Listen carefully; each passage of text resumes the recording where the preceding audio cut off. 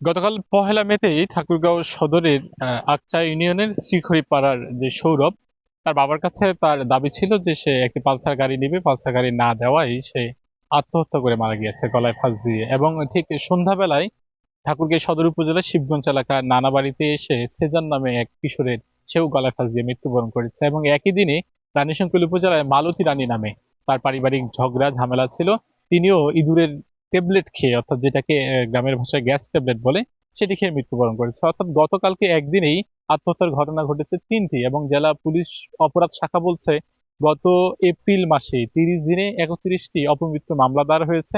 তার মধ্যে 19টি ছিল একেবারে আত্মহত্যা, তার মধ্যে 12টি গলায় ফাঁস দিয়ে এবং 7টি বিষ খেয়ে আত্মহত্যা করেছে। এবং সব মিলিয়ে 30 দিনে 31টি অপমৃত্যু, তার মধ্যে 19টি শুধুমাত্র আত্মহত্যা করেছে। সেই কারণে পুরো জেলা জুড়ে একটি উদ্বেগ তৈরি হয়েছে যে এত পরিমাণ আত্মহত্যা, প্রায় প্রতিদিনই একদিন পর পর আত্মহত্যার ঘটনা ঘটছে। কোনো কোনো দিন দুজন, কোনো কোনো দিন তিনজন, এবং কোনো কোনো দিন একজনের ঘটনা ঘটতেছে। এই নিয়ে আমরা জেলা প্রশাসনের সঙ্গে কথা বলেছিলাম। তারাও বলছেন যে প্রত্যেকের মৃত্যুর আলাদা আলাদা কারণ রয়েছে, আলাদা আলাদা কারণে তারা আত্মহত্যা করেছে। এবং এবং যারা এই আত্মহত্যা করেছেন তাদের এক একজনের কারণে, যতটুকু আমরা কারণগুলো একটু বিশ্লেষণ করে দেখবার চেষ্টা করেছিলাম, অনেকেই ঝগড়া ঝামেলা, মাদকাসক্ত, অনলাইন জুয়া, বিবাহ এবং পছন্দ মতো বিয়ে না হওয়ার এরকম নানাবিধ কারণ কিন্তু আমরা দেখেছি। এবং প্রত্যেকটাতে মোটা তাকে বলছে যাদের এই বয়সের নির্দিষ্ট কোনো মাপকাঠি নেই, তারা কেউ তরুণ, কেউ যুবক, কেউ বা আরো বেশি বয়সী, যেমন অনলাইন জুয়ায় যারা মারা যাচ্ছে তারা বিভিন্ন বয়সী হচ্ছে।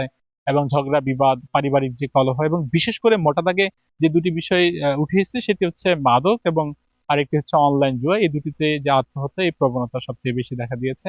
এ নিয়ে যারা বিশেষজ্ঞরা বলছেন, আমরা একজন চিকিৎসকের সঙ্গে কথা বলছেন, তিনিও জানিয়েছেন যে প্রত্যেকটা মৃত্যুর পিছনে আলাদা আলাদা কারণ রয়েছে।